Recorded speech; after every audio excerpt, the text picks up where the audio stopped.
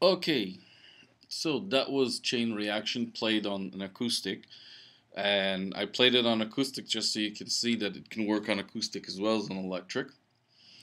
Uh, One of the key things that repeats here a lot is this. We're working off this particular area a lot. It's kind of off the E minor pentatonic scale, six string open, six string third fret, 5-0, 5-2, 4-0, 4-2, 3-0, 3-2, 2-0, 2-3, 1-0, 1-3. So you can kind of practice that, but it has those riffs sort of inserted within those power chords. And it's a neat way to kind of get yourself familiar with that shape. You can also look at it as sitting inside a G chord, between an E minor and G chord, and you'll see that I'm actually going to hold my fingers like this for most of the piece, which kind of looks like a shape of a G chord. I just got out the finger here. If you want to kind of practice something separately on here, or a good warm-up, I should say, towards playing the whole piece, is actually playing measures 13 through 16, which looks like this.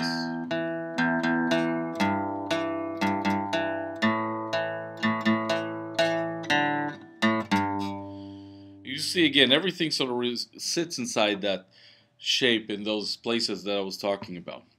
And what we're going to do on that is we're going to have our pointer finger on the 4th string, 2nd fret, 4th string, 2nd fret, and we're going to play the 6th string open, and then that particular note that we're fretting here, 4th string.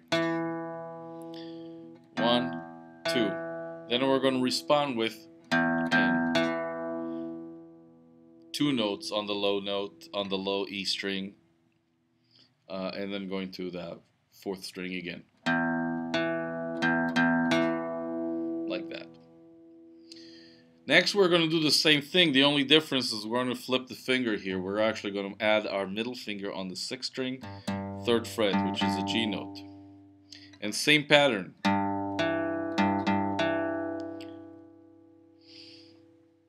Then we're going to play, same idea, only this time instead we're going to use the 5th string. So altogether our riff is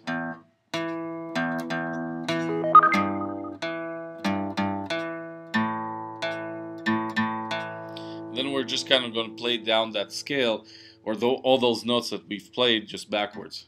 4th string's 2, 4th string 0, 5th string 2, 5th string 0, and 6th string 3rd fret. Here's the whole line on itself.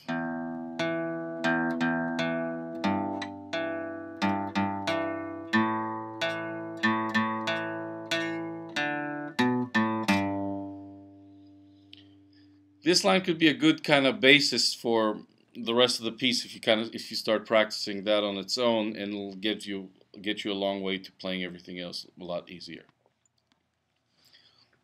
Okay, let's get down to the nitty-gritty here and go section by section, and you'll see how those riffs kind of keep reappearing all over the place. So section A is just 4 measures. It's the intro of the song. It looks like this.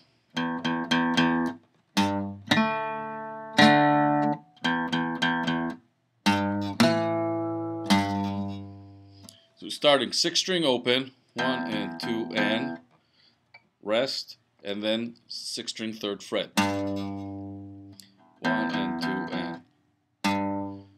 Then we're going to do 2 measures, or 1 measure, 2 half notes D power chord. So we're going to play 4th string open and 3rd string 2nd fret. And you see again my pointer finger is sitting right there.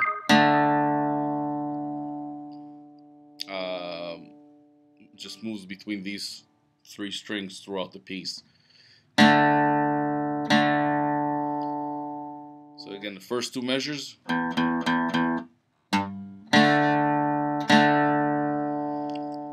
Second two measures are very similar with the slight variations on the second measure. A power chord here, which is the same as a D, but pointer finger is on the 4th string, and we're going to pluck strings 5 and 4. And then we're going to reach back for that G note with our middle finger.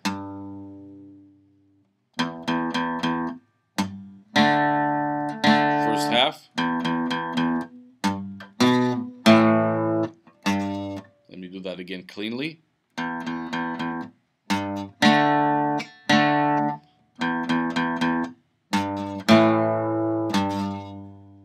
And there's your intro.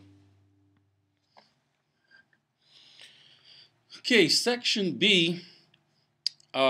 Seems to be a very obvious riff that runs around here, which is this one.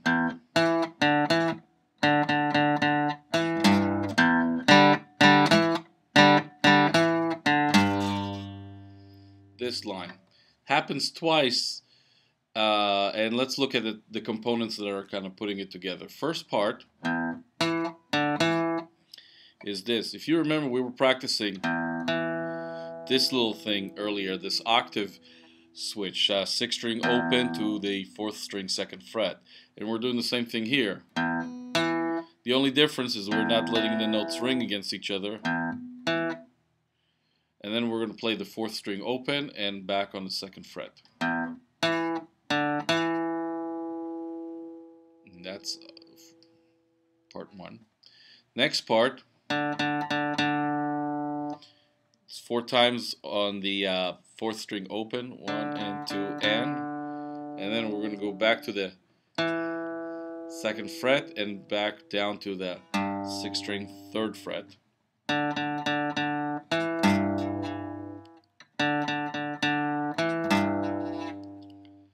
So those first two measures.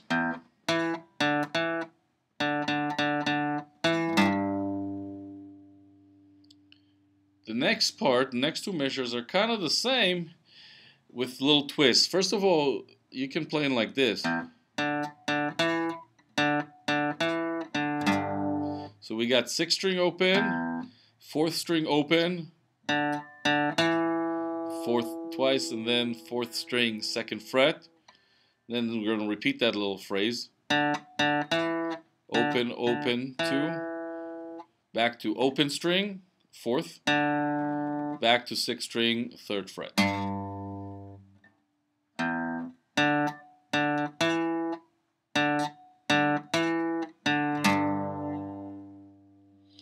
Now the way it's notated in the piece, that when we're playing those 4th string open, we're actually going to try to get 2 strings here.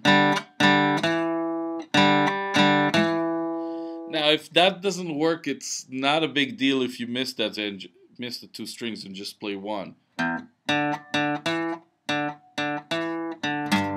So you'd still got all the merits of the sound that we want to get and the melody.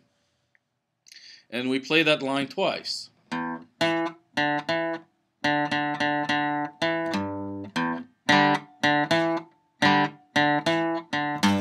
again.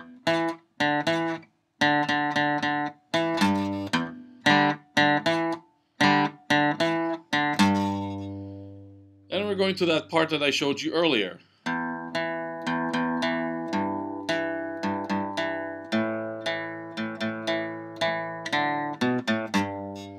Again, this line is a very easy place to kind of start working on a lot of things that constantly appear throughout this whole piece.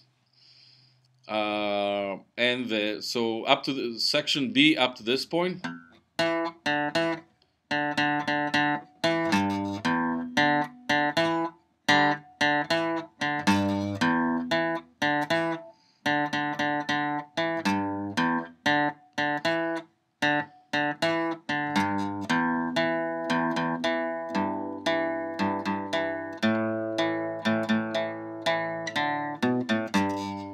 Now we're going to revisit some things that we saw earlier again.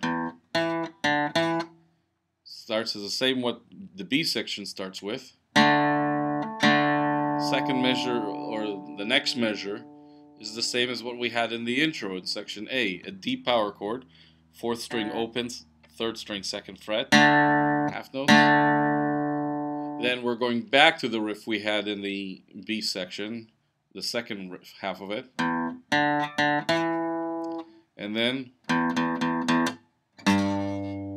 again, a line that we had in the intro. 1 and 2 and 6th string open, 1 and 2 and.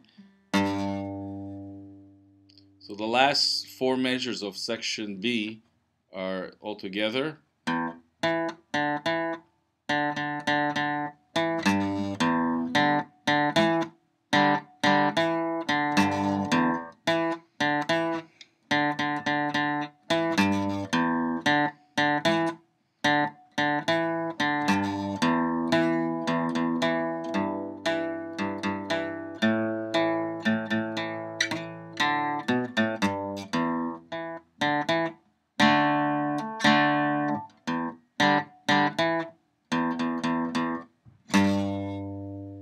There you have it.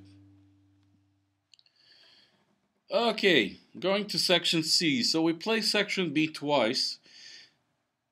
The second time we play section B, it ends a little different. I'll play the last 4 measures. You see, it starts the same, but it'll end a little different.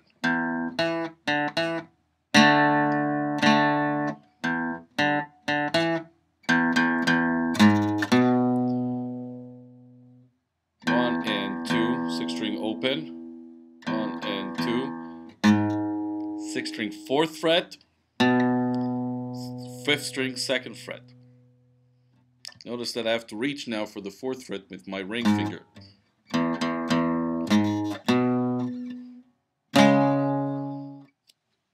Okay, officially the C section starts here. After we had the setup, I'm doing a C sharp power chord, and I got my pointer finger on the 5th string, 4th fret, and you can use your ring or your pinky, whichever one you want. It's more comfortable for you on the 4th string, 6th fret. And we're just going to play that chord one time and let it ring.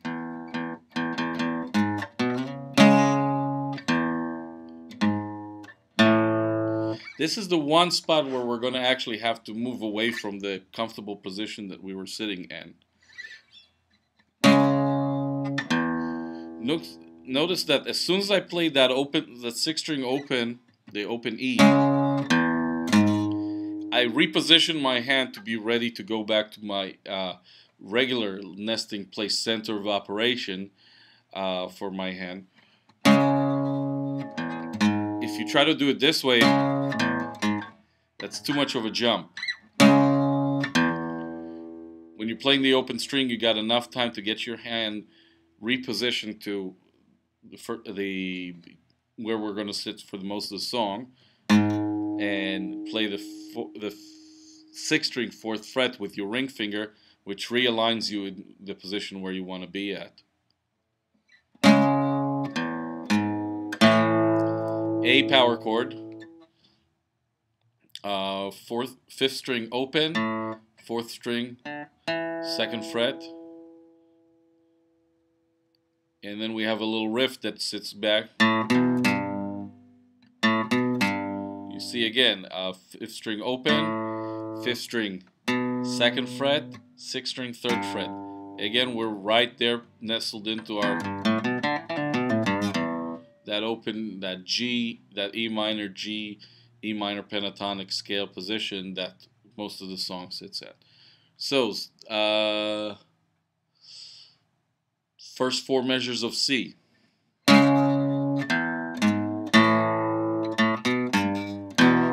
E power chord, 6th string 3rd fret G note,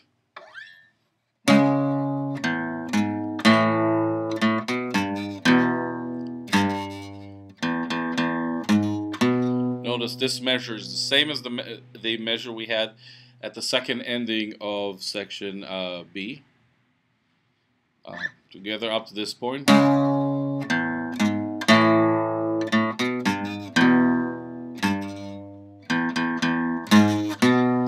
Again, we have to, for the next 4 measures, we're going to reposition our hand here to get that C sharp and move it back again. starts exactly the same as the first 4 measures of section C. Same riff here. The end of the second 4 measures, it's basically a variation on the first one. It's practically the same notes, almost the same thing. So altogether, the first 8 measures of letter C.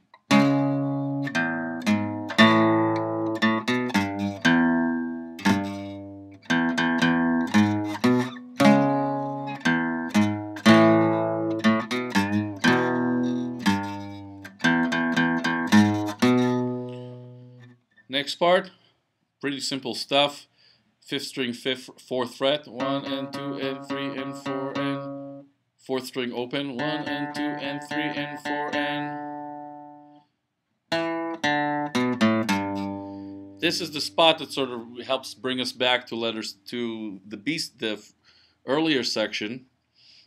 And you see it's a riff that we had there at the end of that skeleton section. 2nd fret, 4th string, 2nd fret, 4th string open, 5th string, 2nd fret open, 6th string, 3rd fret. Yeah, so 2 and 3 and 4 and 1 and 2 and 3 and 4 and. A power chord, open string A, 5th string, 4th string, 2nd fret, G note,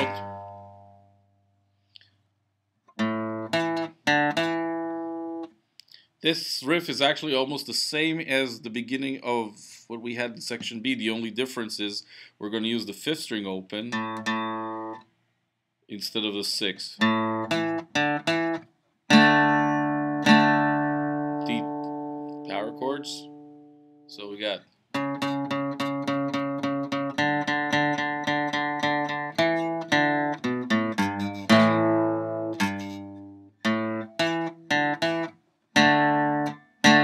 back to, again, familiar riff.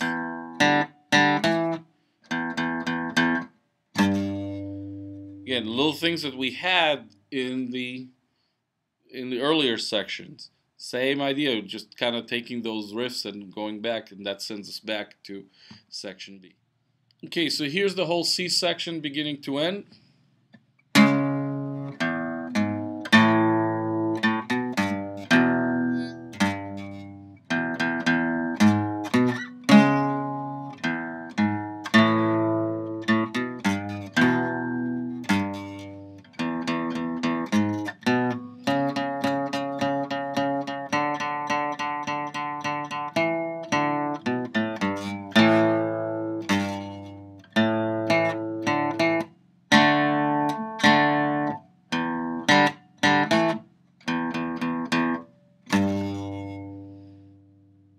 That's your C section. Okay, when we're coming from there, we're going back to section B, and we're going to play the first ending, and then instead of playing the second ending, we're going to go to the coda. So let me play the whole thing, and then I'll break it down. It starts the same way.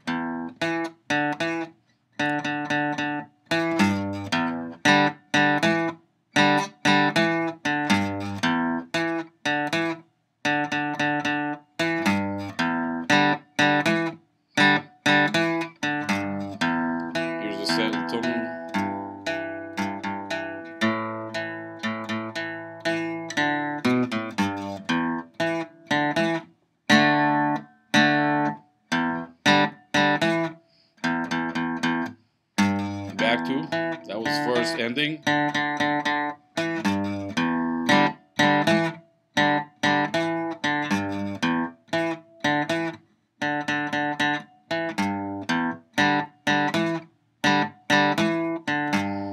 Skeleton riff.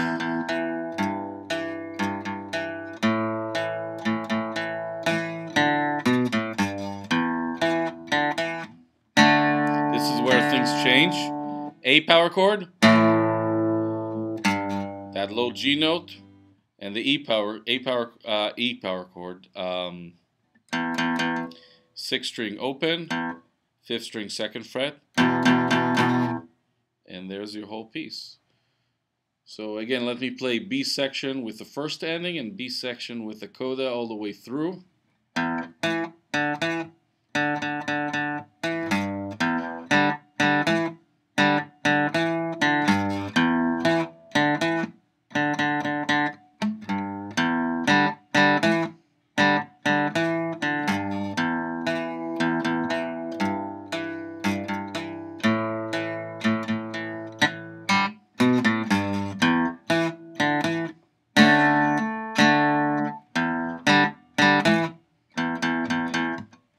And back.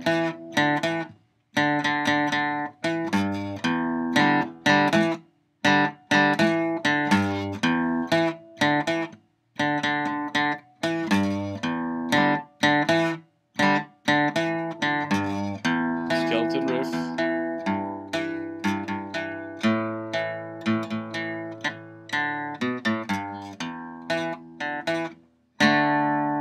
And coda. And there you have it. Okay, so I'd like to play a piece one time with a clean sound. On the recording, it's got that good rock and roll, heavy duty sound. And the reason why I want to do that is to make sure, to again reiterate the fact that this can still sound good and can still sound rocky even without all the bells and whistles. So here we go.